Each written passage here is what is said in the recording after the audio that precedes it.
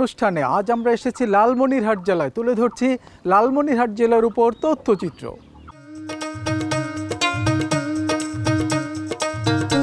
লালমনিরহাট জেলা। এ জেলার নামকরণে কয়েকটি মত রয়েছে। এর মধ্যে বেশি প্রচলিত মত হচ্ছে 1900 শতাব্দীতে যখন বেঙ্গল ডুয়ার্স রেললাইন তৈরির জন্য মাটি খনন করে, তখন মাটির নিচে লাল পাথর দেখতে পাওয়া যায়। সেই লাল পাথরকে তখন বলা হতো লালমনি। সেই থেকে পরবর্তীতে লালমনিরহাট নামকরণ হয়েছে।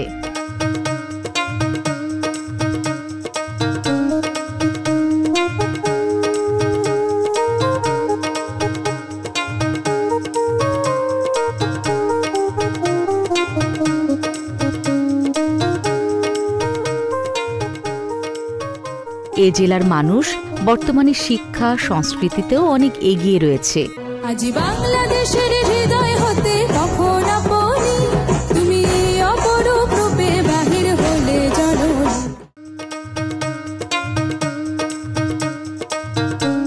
শিক্ষা সংস্কৃতিতে এগিয়ে থাকা এ জেলার বিভিন্ন উপজেলায় রয়েছে প্রচুর শিক্ষা প্রতিষ্ঠান।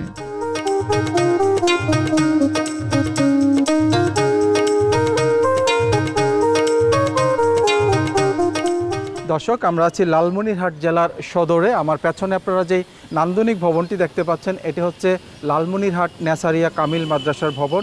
এই ভবনটি নির্মাণ করেছে শিক্ষা প্রকৌশল অধিদপ্তর লালমনিরহাট জেলা। এই প্রতিষ্ঠানটি 1965 সালে স্থাপিত হয়েছে। বর্তমানে এখানে শিক্ষার্থীর সংখ্যা প্রায় 1700।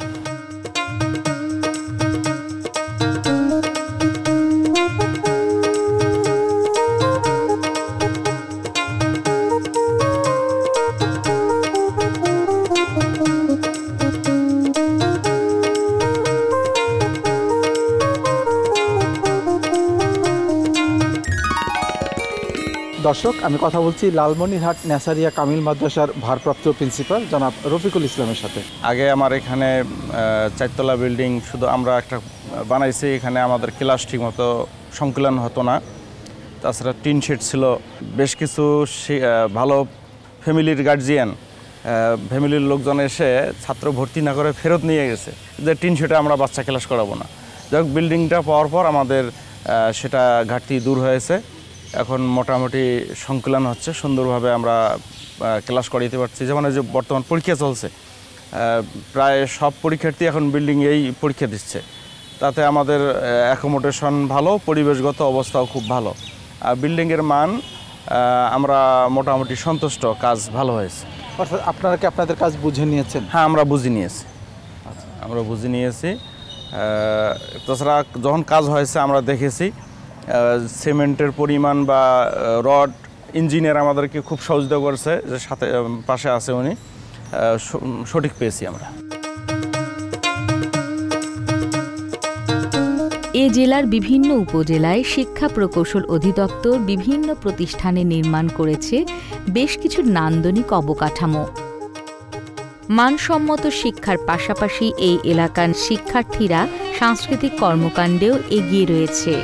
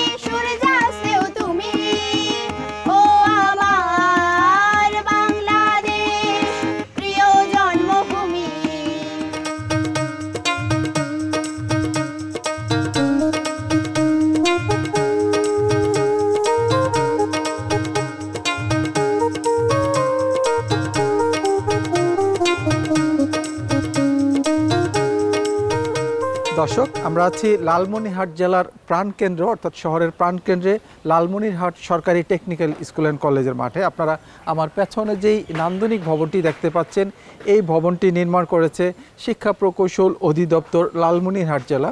প্রায় 7 কোটি টাকা ব্যয়ে এই ভবনটি নির্মাণ করেছে। এই প্রতিষ্ঠানটি 1978 সালে স্থাপিত হয়েছে। বর্তমানে শিক্ষার্থীর সংখ্যা প্রায় 1400, কিন্তু দুঃখের বিষয় হচ্ছে এখানে শিক্ষকের সংখ্যা মাত্র 21 জন।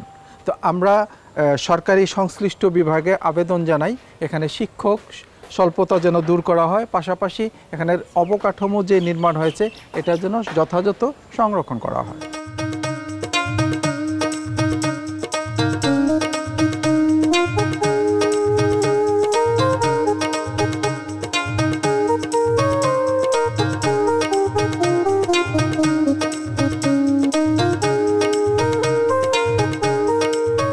দর্শক, আমরা কথা বলছি শিক্ষা প্রকৌশল অধিদপ্তর লালমনিরহাট জেলার সহকারী প্রকৌশলী মোহাম্মদ রায়হান মিয়ার সাথে। আমরা শিক্ষা প্রকৌশল অধিদপ্তর শুধু জেলা না, উপজেলা পর্যায়ে এবং ইউনিয়ন পর্যায়ে বিভিন্ন প্রকল্পের মাধ্যমে 1 তলা থেকে 4 তলা পর্যন্ত ভবন নির্মাণ করে থাকি। বিশেষ করে উপজেলা লেভেলে সরকারি প্রতিষ্ঠানগুলোতে 6 তলা ভবন নির্মিত হচ্ছে। একটা সময় ছিল গ্রামের ছেলে মেয়েরা বড় বড় শিক্ষা প্রতিষ্ঠানে পড়ার জন্য শহরমুখী হতে চাইতো। এখন প্রত্যন্ত এলাকা, একদম দুর্গম এলাকাতেও আপনারা বড় বড় বিল্ডিং তৈরি করছেন। তো এতে কি মনে করছেন যে এসব শিক্ষার্থীরা এখন আর শহরমুখী না হয়ে গ্রামে সেই সুবিধাগুলি পাবে? হ্যাঁ, এটা ভালো দৃষ্টান্ত। প্রধান প্রকৌশলী নেতৃত্বে শিক্ষা প্রকৌশল দপ্তরের বিভিন্ন জেলা যে উন্নয়ন প্রকল্পগুলো হচ্ছে, আর তারই অংশবিধে লালমনিরহাট জেলা শিক্ষা প্রকৌশল অধিদপ্তর ইউনিয়ন লেভেলে 4 তলা যে ভবন নির্মিত হচ্ছে, সেই সব এলাকার যারা গ্রামীণ পরিবেশে যারা বসবাস করে তারা উন্নত পরিবেশে শিক্ষার পরিবেশ পাচ্ছে এবং তারা তাদের শিক্ষার মান বৃদ্ধি করে এগিয়ে যাচ্ছে।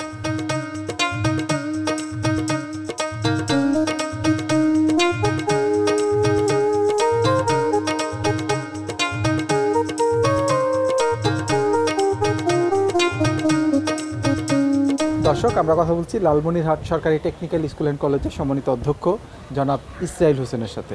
লালমনিরহাট সরকারি টেকনিক্যাল স্কুল অ্যান্ড কলেজে আগে কোনো ভবন ছিল না, পার্ট ভবন ছিল এবং টিনশেড ভবন ছিল। তো এই শিক্ষা প্রকৌশল কর্তৃক 64 টিএসসি সক্ষমতা উন্নয়ন শিক্ষক প্রকল্পের এই 5 তলা ভবনটা পেয়ে আমাদের লালমনিরহাট জেলার মধ্যে আমাদের ভাবগম্যতা বেড়ে গেছে। আমাদের ছাত্রদের অনেক আশাকাঙ্ক্ষা পূর্ণ হয়েছে। প্লাস আমাদেরও ওয়ার্কশপ এবং ক্লাসরুমের যে স্বল্পতা ছিল সেটা পূর্ণ হয়েছে। আর বিল্ডিংয়ের কাজ আমরা প্রথম থেকেই কাজ দেখাশোনা করছি, আমরা নিজেরাও দেখাশোনা করছি, মাশাআল্লাহ সুন্দর কাজ হয়েছে। আচ্ছা, একটা সময় ছিল আমাদের দেশের কারিগরি শিক্ষার হার ছিল 10-এরও নিচে, 10%-এরও নিচে, এখন সেটা 17%-এ পৌঁছাইছে। তো এটার মান অথবা কারিগরি শিক্ষার যদি পরিমাণ বাড়াইতে হয়, পার্সেন্টেজ বাড়াইতে হয়, কী করতে হবে? কারিগরি শিক্ষার এনরোলমেন্ট বাড়াতে গেলে বেশি বেশি আমাদের যে ট্রেডগুলো আছে ট্রেডগুলো বাড়াতে হবে এবং সেই সাথে সিট ক্যাপাসিটি বাড়াতে হবে। শিক্ষক স্বল্পতা ছিল, ইদানিং আমাদের জুনিয়র ইনস্ট্রাক্টর জয়েন করেছে, তাও এটা অপ্রতুল। আমাদের এখানে 69 পোস্ট আছে, অর্গানাইজেশনে যে 69টা পোস্ট আছে, কিন্তু আমরা বর্তমানে কর্মরত আছি 21 জন। এই যে শিক্ষক স্বল্পতা দিয়ে এই ব্যাপক শিক্ষার্থীদের শিক্ষা প্রদান করা একটু কঠিন, যেহেতু আমাদের এখানে শিক্ষার্থী কতজন? 4টে ট্রেডে ফার্স্ট শিফট সেকেন্ড শিফট মিলে 1400 শিক্ষার্থীর মাত্র 21 জন শিক্ষক। আর যেগুলো যেমন বাংলা শিক্ষক নাই, অনেক ল্যাব অ্যাসিস্ট্যান্ট নাই, আমার 8 জন অফিস সহায়কের মধ্যে 1 জন অফিস সহায়ক কর্মরত। প্রতিষ্ঠান শহরের মাঝখানে, নিরাপত্তা নিয়ে আমরা খুব চিন্তায় থাকি। এই পার্ট টাইম দিয়ে আমাদের কাজ করতে হয়। এত বড় বিল্ডিংয়ে আমাদের ক্লিনিং কাজটা খুব কঠিন হয়ে দাঁড়ায়।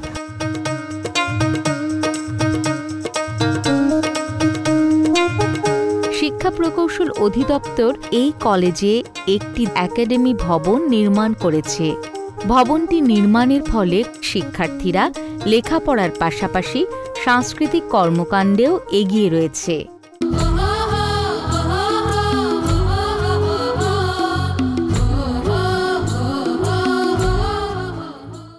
দর্শক, আপনারা দেখছেন সোনালী প্রান্তর অনুষ্ঠান। নিয়ে নিচ্ছি ছোট্ট একটি বিরতি। বিরতির পর শীঘ্রই ফিরে আসছি।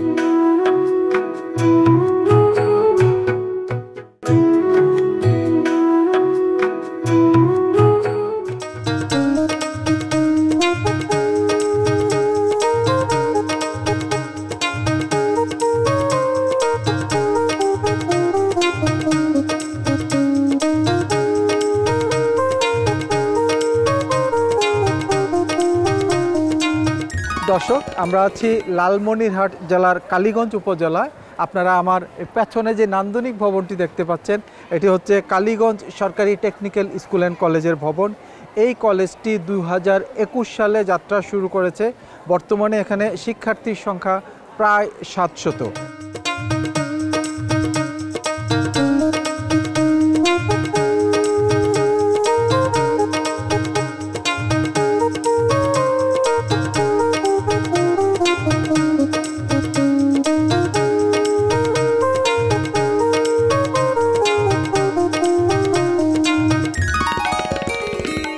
দর্শক, আমি কথা বলছি লালমনিরহাট জেলার কালীগঞ্জ উপজেলার কালীগঞ্জ সরকারি টেকনিক্যাল স্কুল অ্যান্ড কলেজের সম্মানিত অধ্যক্ষ মোহাম্মদ শরীফুল ইসলামের সাথে।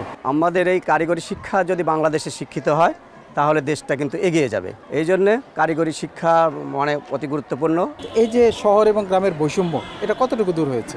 আসলে আগে শহরে যা একটা স্কুল পাইতো, একটা জেলা স্কুল ছিল বা ইয়ে ছিল, এখন বাংলাদেশের যা কটা উপজেলা আছে সবগুলো উপজেলায় টেকনিক্যাল স্কুল অ্যান্ড কলেজ হবে। বর্তমানে 100টি উপজেলা টেকনিক্যাল স্কুল অ্যান্ড কলেজ চালু আছে এবং এটা যে একটা বৈষম্য দূর হয়েছে। এই গ্রামের আপনার এই কালীগঞ্জ আশপাশের এলাকার ছেলেমেয়েরা এই টেকনিক্যাল স্কুল অ্যান্ড কলেজে পড়ে তাদের আগামীর দিনকে আরও সুন্দর, ভবিষ্যৎকে আরও ভালো করার জন্য এরা চেষ্টা করতেছে।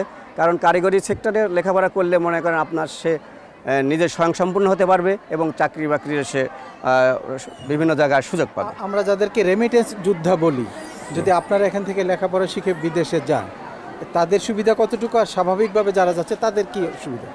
হ্যাঁ, রেমিটেন্স একটা ব্যাপার আছে। আসলে দক্ষ আর অদক্ষ বলে একটা কথা আছে। আপনি গেল যে একটা লেবার সৌদি আরব অথবা যেতে গেলে, সে কিন্তু কাজ জানে না ভালো, সে ওখানে গেলে যদি 10,000 রিয়াল পায়, আমাদের এখানে কাজ শিখে গেলে সে তার ডবল ইয়ে পাবে, বেতন পাবে। এবং আমার দেশেও তাই, দেশে আমাদের টেকনিক্যালের যে দাম, আপনার জেনারেল থেকে একটা ছেলে যদি ইন্টারমিডিয়েট পাস করে 6,000 টাকা বেতন পায়, আমাদের টেকনিক্যাল স্কুল অ্যান্ড কলেজ থেকে ইন্টারমিডিয়েট পাস করে সে 10,000 টাকা বেতন পাবে।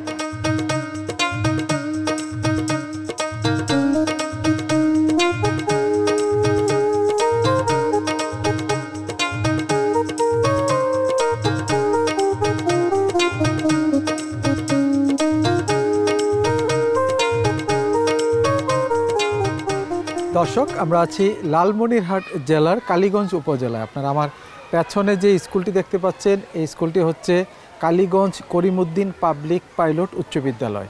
এই বিদ্যালয়টি 1959 সালে স্থাপিত হয়েছে।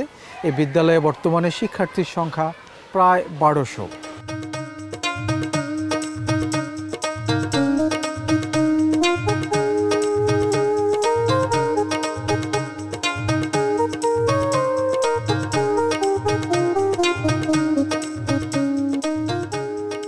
দর্শক, আমরা আছি লালমনিরহাট জেলার কালীগঞ্জ উপজেলার কালীগঞ্জ করিমউদ্দিন পাবলিক পাইলট উচ্চ বিদ্যালয়ের সম্মানিত সহকারী প্রধান শিক্ষক কৈলাসচন্দ্র রায়ের সাথে। কারিগরি অধিদপ্তর থেকে যে আমরা বিল্ডিং পেয়েছি, এই বিল্ডিং পাওয়াতে আমাদের শিক্ষার্থীর জন্য তথা আমাদের কালীগঞ্জবাসীর জন্য খুব উপকৃত হয়েছি আমরা। কারণ একটা ভালো শিক্ষা প্রতিষ্ঠান হতে গেলে তার অবকাঠামো ভালো হতে হবে। সেই অবকাঠামো আমাদের এই প্রকৌশল অধিদপ্তর দিয়েছেন, এতে আমরা খুবই উপকৃত। আমরা আশা করব আমাদের একটি 4 তল বিশিষ্ট ভবনের প্রথম তলা নির্মিত হয়েছে, যাতে আবার ঊর্ধ্বমুখী আবার যে 3 তলা আছে সেই 3 তলাটি সম্পন্ন হবে, আমি এই প্রত্যাশা করছি।